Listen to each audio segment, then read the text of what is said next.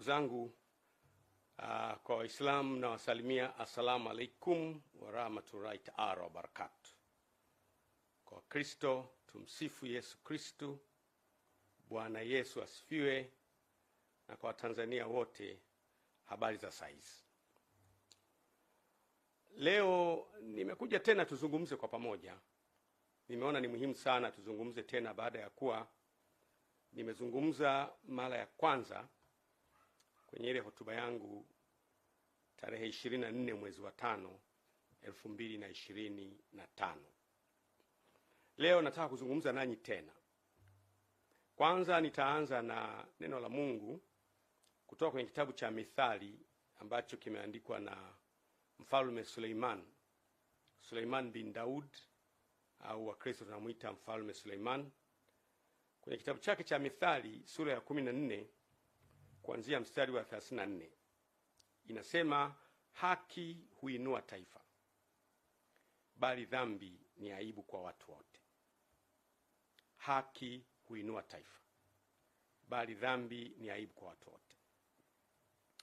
Nilipoongea nanyi tarehe 24 mwezi wa 5, nilipoanza hoja ya utekaji uliokuwa umezidi katika nchi, nilitoa takwimu iliyotoka TLS, Tanzania Law Society, ya watu waliokuwa wametekwa au kupotea, wengine kupatikana, wengine kuokotwa wamekufa. Na sasa ni almost miezi mitano baadaye, utekaji umeendelea, umekuwa wa kutisha sasa. Sasa sio utekaji tena, umekuwa uchukuaji au uvunaji. Imekuwa sasa ni kama mtu anavyochukua kuku kwenye banda la kuku, wakati wowote, saa yoyote, kwa namna yoyote. Mtu yoyote sasa anachukuliwa, si mwanafunzi, sio winga wa Kariakoo, sio padri, sio shehe, sio balozi, mtu yoyote anaweza kuchukuliwa. Kwa hiyo utekaji umekuwa wa kutisha sana.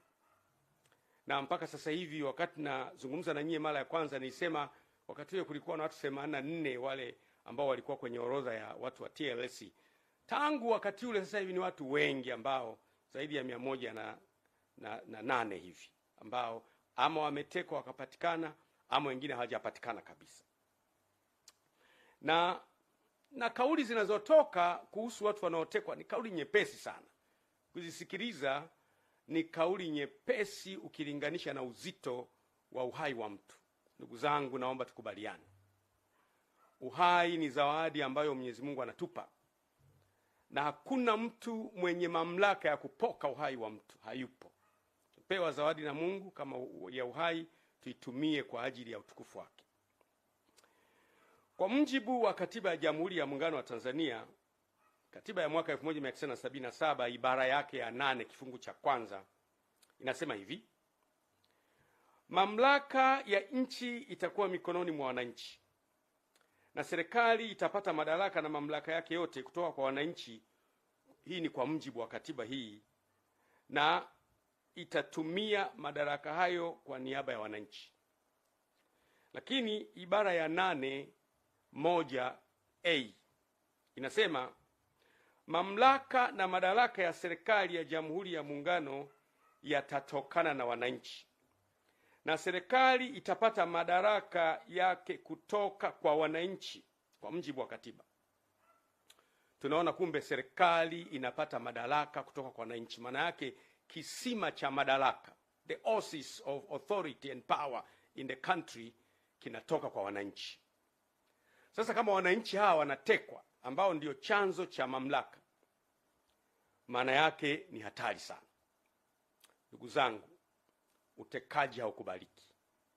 Baada ya miezi mitano kuwa nimezungumza kuhusu sikubaliani na utekaji, narudia tena mara nyingine kwa nguvu kubwa kabisa, sikubaliani na utekaji. Kesho kutwa, wiki ijayo, sikubaliani na utekaji na kutoweka kwa watu bila utaratibu. Ndugu zangu, wananchi ndio wenye nchi. Narudia tena, wananchi ndio wenye nchi.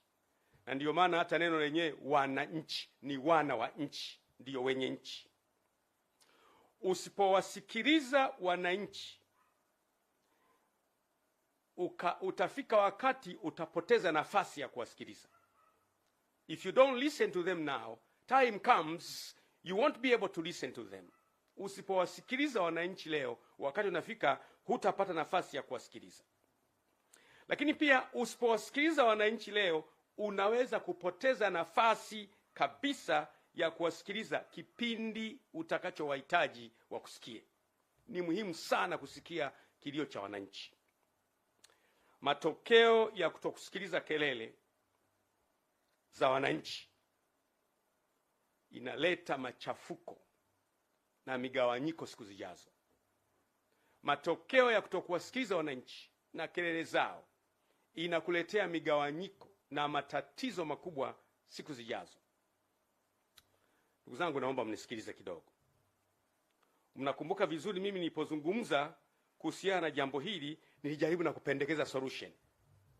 Niliwaambia kwamba leo mnaanza kuona sasa.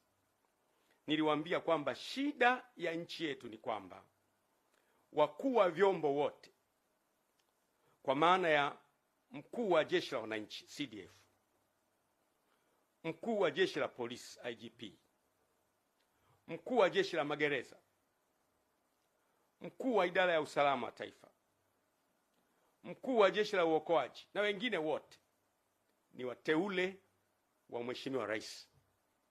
Na huyu Mheshimiwa Rais pia ni mwenyekiti wa Chama cha Mapinduzi. Na huyu Mheshimiwa Rais pia ni mgombea urais wa Chama cha Mapinduzi. Unaweza kuona mtiririko huo kwamba aliyewateua ni rais wa nchi, lakini huyo rais wa nchi pia ni mwenyekiti wa chama, lakini pia huyo rais wa nchi pia ni mgombea urais. Kwa hiyo kwa katiba ya Jamhuri ya Muungano wa Tanzania, of course, unapoteuliwa unatakiwa kutimiza madaraka, kutimiza kazi zako sawa na mujibu wa katiba. Lakini ni nani ambaye anaweza kupambana aliyemteua? Kwa kawaida, hata ningekuwa mimi, ungependa yule mtu aliyekuteua uishi naye vizuri, utumikie nchi, lakini kwa wakati huo huo na umsikilize. Kwa hiyo vyombo vyetu, nina hakika kabisa 100%, tangu place yangu ya kwanza nilivyosema kwamba vyombo vyetu viwe na ulinzi ili wawe na uwezo wa kusema hapana kwenye baadhi ya mambo ambayo hayaendi sawa sawa. Nikupe mfano mzuri. Huwezi kuniambia eti polisi hawafahamu kabisa kuhusu utekaji. Huwezi kuniambia hivyo. Huwezi kuniambia idara ya usalama wa taifa hatujui kabisa kuhusu utekaji. Huwezi kuniambia hivyo. Huwezi kuniambia eti jeshi la wananchi halina taarifa kabisa utekaji. Hapana. Wala jeshi la magereza, wala uhamiaji, wala jeshi la uokoaji. Lazima kuwe na taarifa. Kama mkikubali kwamba majeshi haya, vyombo vyetu havina taarifa, basi Tanzania si salama pa kuishi. Lakini mimi nafahamu competence. Kwa sehemu kidogo nafahamu competence ya viongozi wetu. Nafahamu. Unajua, kuna mambo mengine unaweza ukayasema tu, ni rahisi yakiwa kwa mtu mwingine. Akitekwa baba yako, au mama yako, au dada yako, au mdogo wako, utafeel pinch. Ni hatari sana. Mimi siamini eti wakuu wetu wa vyombo hawajui kabisa watu wanakwenda wapi. Lakini nilipendekeza mimi nikasema kwamba ni muhimu sana vyombo hivi vipewe semi autonomy. Semi autonomy maana yake ni kwamba kuwe na kujitegemea fulani. Kwa sababu sasa hivi narudia tena yale. Mimi nilizungumza tatizo and I suggested solution. Nilizungumza tatizo na nikapendekeza ufumbuzi. Lakini mwanzoni mlikuwa mnaona kana kwamba huyu anaongea tu. Niliongea mapema sana miezi 5 iliyopita, tarehe 24 mwezi wa 5 2025.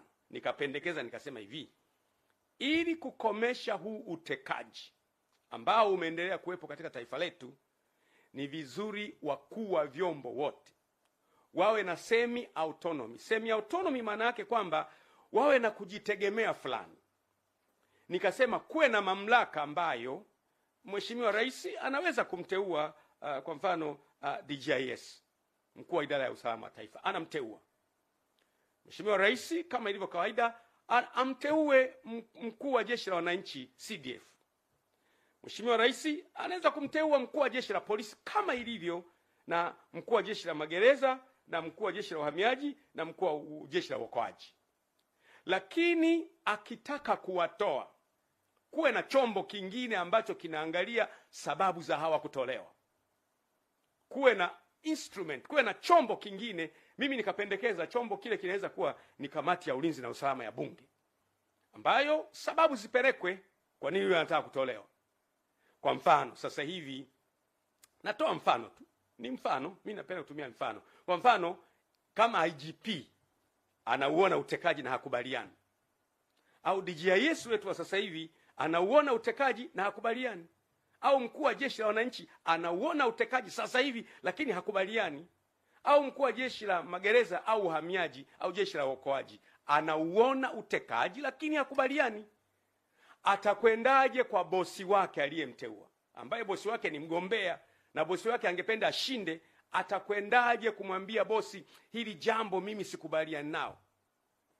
Ikitokea, sijasema ndivyo hivyo,